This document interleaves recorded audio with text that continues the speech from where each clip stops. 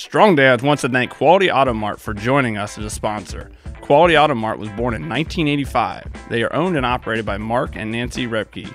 Quality Auto Mart provides all the services, repairs, and maintenance for your vehicle's needs with a 3-year auto parts and labor warranty. They offer complimentary vehicle safety inspection and estimates. Also, they offer a shuttle service, and the 4th oil change is always on them. They are located at 7307 on State Road 46 in Batesville, Indiana. Make sure you give them a call at 812-934-2301.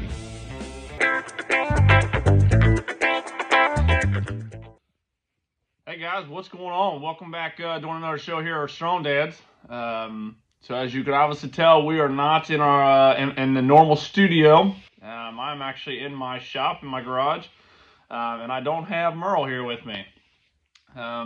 So the stars kind of aligned and kind of got an opportunity to do a show by myself.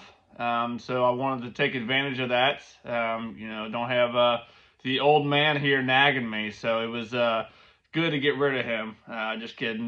Merle is actually down in Florida right now helping out his father-in-law. So so I going to take the opportunity and then doing a show by myself. And it's kind of crazy. I look back and almost a year ago today, in this general time frame, episode 82, Merle did a show by himself. He was down in Florida, he was down in Hawaii at that time, and got to go down and visit his son who was in the military, and did a Reflections from Hawaii show.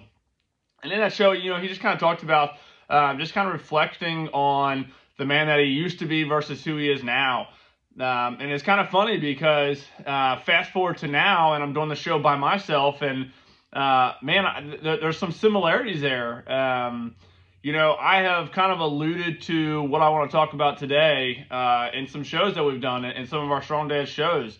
And the thing I want to talk about today, and kind of go over and kind of let you guys in on a little bit of what I've been wrestling with in my mind, is this kind of this change in a mindset that I've been going through.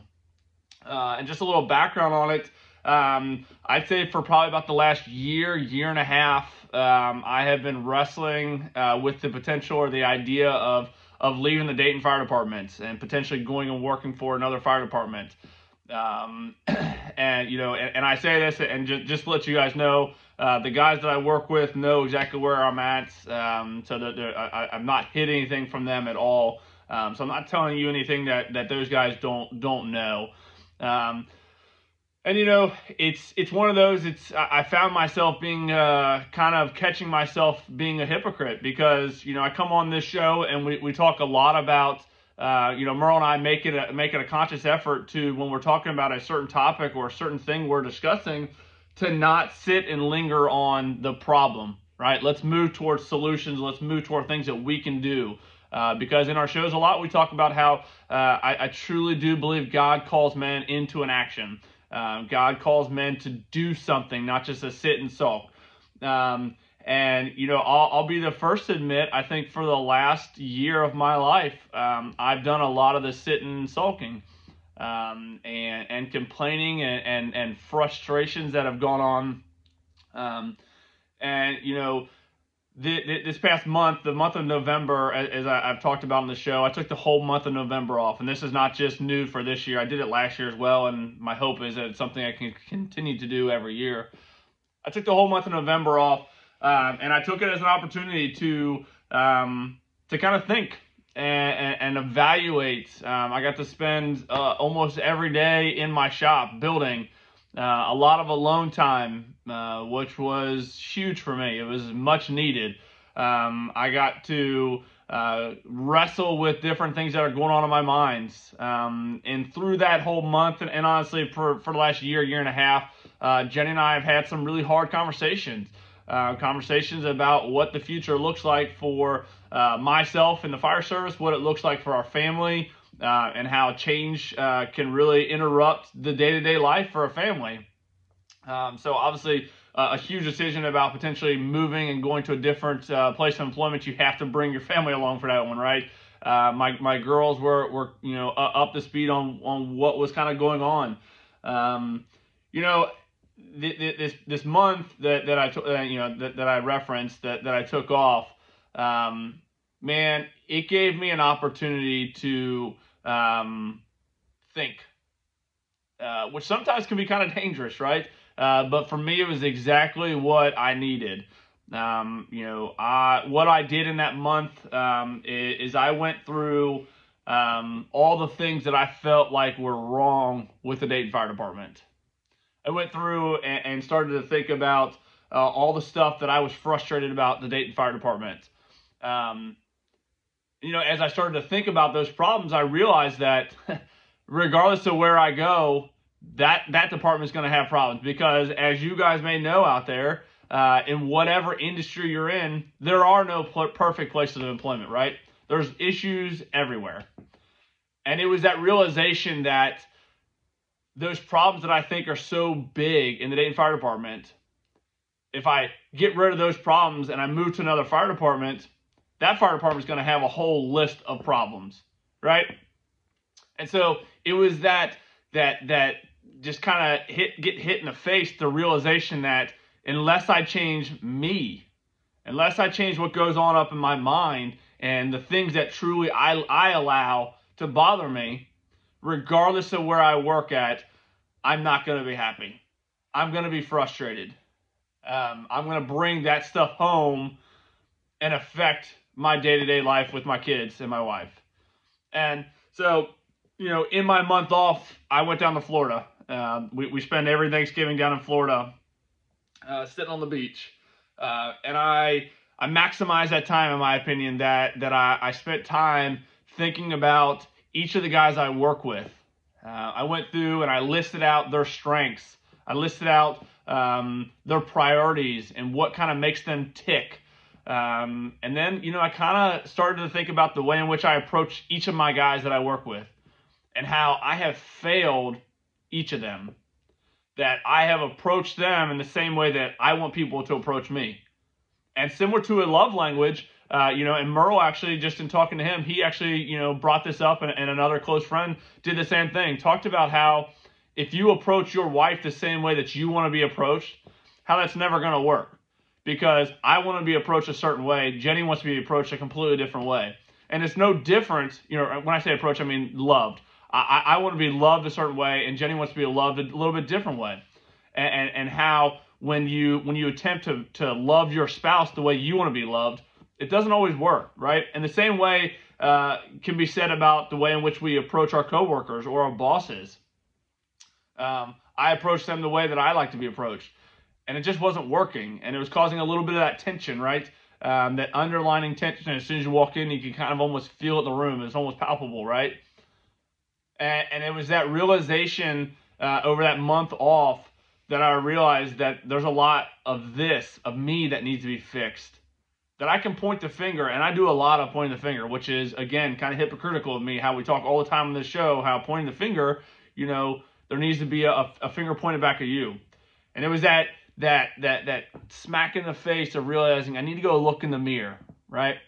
So I get back from Florida after doing that evaluation I was talking about, and continue to wrestle through this idea of maybe I'm going to stay. Maybe, again, if I don't fix me, how can I go somewhere else and think that things are going to be different? And, I don't know if you guys have ever dealt with anything like this. Have you ever gone through something like this? I assume at some point in your career, you'll go through kind of like this, almost a little bit of a burnout, right? And that's where I think I was kind of getting at. And just still wrestling through all this. And I was talking to my brother-in-law and just kind of telling him where I was at and how I'm thinking I'm going to stay now. And after all my complaining that I've done, for the last year and a half and threatening, to leave and going and applying at other places and going to interview and going through the process there. And how after all that, the conclusion I think I'm coming to is I'm staying. That again, unless I'm willing to fix me, I can't expect other things to get better. My brother-in-law, he recommended a book, which maybe I've talked about this before, maybe not. To date, I have read 2 books from cover to cover. I've read the Bible cover to cover, which I've talked about in my small group. We read it every June to August. And so 90 days, we read the entire Bible. So I have done that for, I think, 4 years now. So So I've read the Bible. I've read the Man series by Crossroads. Those are the two books that I have read cover to cover, and those two books honestly have changed my life. No two ways about it.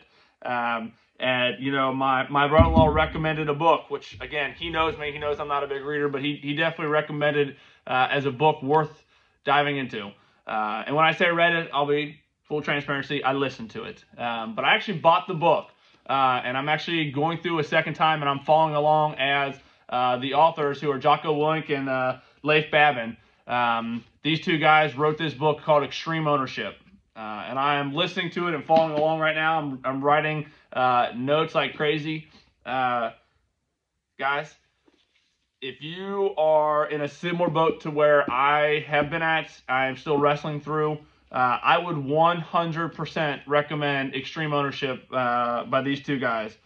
These guys are both Navy SEALs, and in this book, they talk about ownership. And they don't just stop at the ownership. They take it a step further, and they talk about extreme ownership, that there are no bad teams, there are only bad leaders. Where I'm currently at in my fire house, I don't have the title of anything more than a firefighter paramedic. That's my title. I have 7 other guys that I work with on a regular basis. I have a captain, and then I have a chief at my firehouse. I am not a captain. I'm not a lieutenant. I'm not a chief. I'm an everyday firefighter. But because I have been with the Dayton Fire Department for now coming up on 9 years, I am essentially a leader within my firehouse without that leadership role, without that leadership title.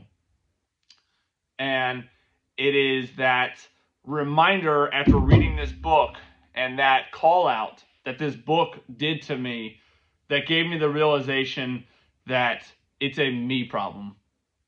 That it is so easy and so natural, I think, for sure in today's society, to want to point the finger at somebody else. It's somebody else's problem. Somebody else has done me wrong.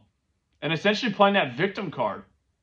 And the Dayton Fire Department has done this, and that's why I'm in this position. The Dayton Fire Department has done this. Chief officers, house officers have done this, and that's where I'm in this position. And it's just that reminder after reading this book that, wait a second, pump the brakes. It's Kyle Crawford's fault. The problems that I see going on have to start with me. Kyle Crawford's at fault. And again, this is kind of maybe a controversial idea that everything that goes wrong is your fault.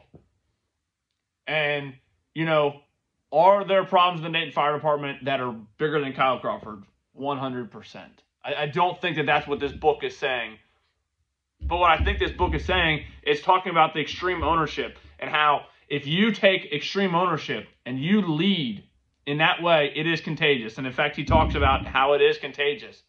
How if you take ownership for you, the hope is the guy next to you will then begin to take ownership because his defenses are going to get lowered when instead of you pointing your finger at them and saying it's your fault, no, wait, it's my fault. Then that person will say, you know what? I have something to do with that too, right? I'm at fault too. And then they begin to take ownership. And it is this domino effect that ultimately I truly do believe can change people's perception and people's mindset. And that's where I'm at. My mind, I'm working through this. I'm not going to say it was a light switch and all of a sudden now I'm just completely fixed, right? I've gone back to work after my month off, and I've had to catch myself. I've had to catch myself hard, right? Something will happen, and I revert back to that month ago Kyle Crawford. And I'm like, man, I was not mentally in a good spot. I jumped to the negative of a lot of stuff. I jumped to the pointing the fingers in a lot of different scenarios. And it's just been that realization going back to work now that it's like, okay, this mindset that I'm going through, I have to work at it. I really have to consciously make a decision to not point the finger at someone else, but to look in the mirror and take ownership for me. When an order or directive is given from a boss, I have to say, you know what? I'm not the boss. But but the way in which I follow is a way of leading. And in fact, in one of the chapters in this book talks about how sometimes leading you have to follow. And the best way to lead your subordinates, so the people under you, I have a lot of guys that are under me as far as they're junior guys, right? I'm a quote unquote senior guy at my firehouse. There's guys that are directly paying attention and listening and wanting to follow me. But if all I ever do is second guess or question the directives that are coming down, what type of precedence am I setting? And I'll even go a step further. If I do that here at my house, if Jenny wants me to do something and asks me to do something, and I complain about it in front of my girls, what message is that sending to them?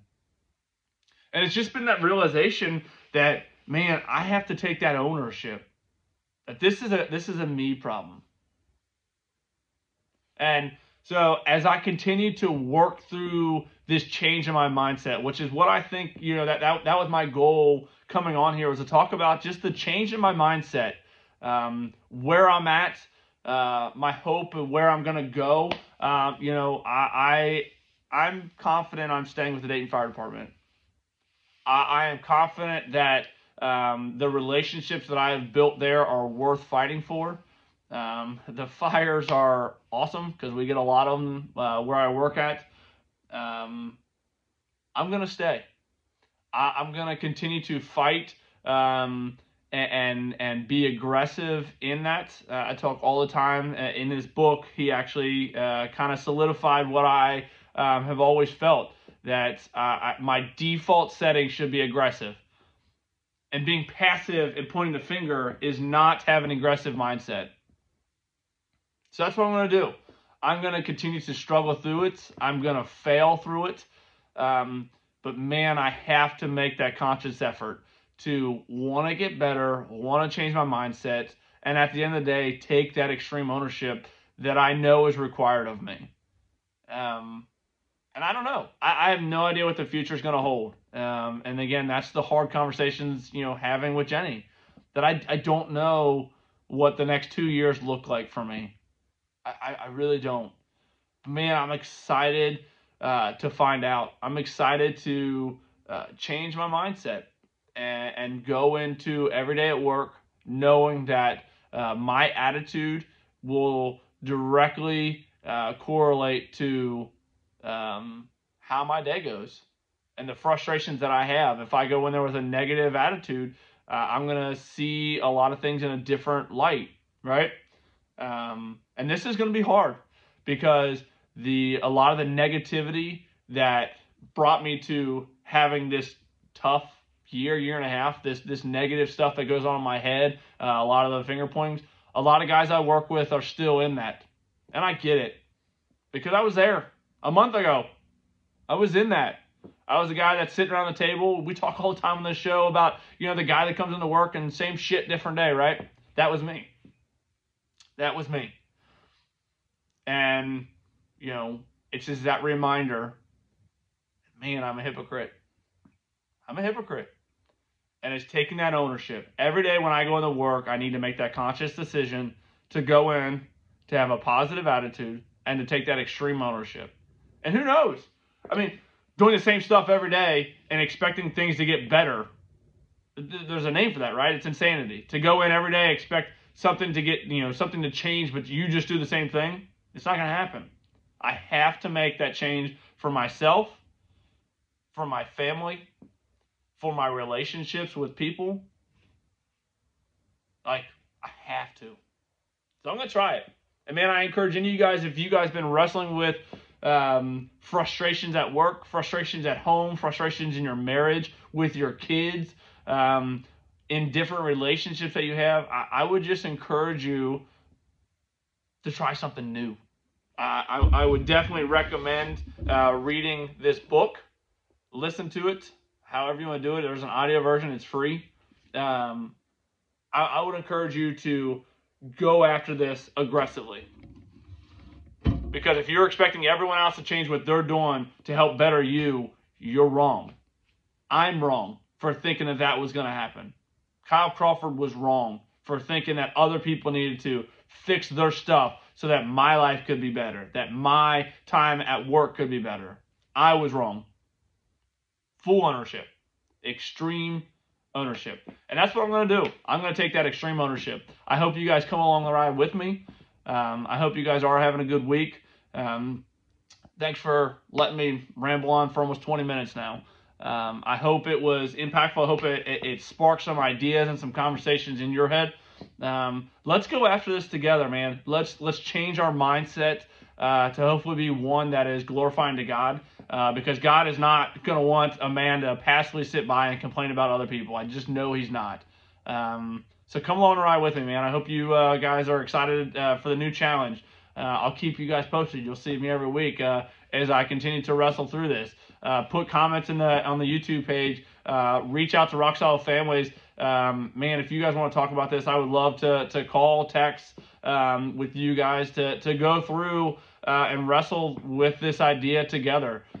So let's go after this. Let's change our mindsets as I think it is 100% required of men to be aggressive in this. So I hope you guys are having a good week. Go out there and be some strong dads.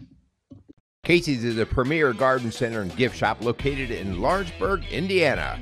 Casey's offers a wide selection of plants, landscaping materials, home and garden decor, and gifts for every occasion. Casey's is committed to providing exceptional service, a unique shopping experience, and value to every customer. Stop in and see what makes Casey's so unique. Located at 21481 State Line Road, Lawrenceburg, Indiana, or call 812-537-3800. Let Casey's help you add beauty to your home.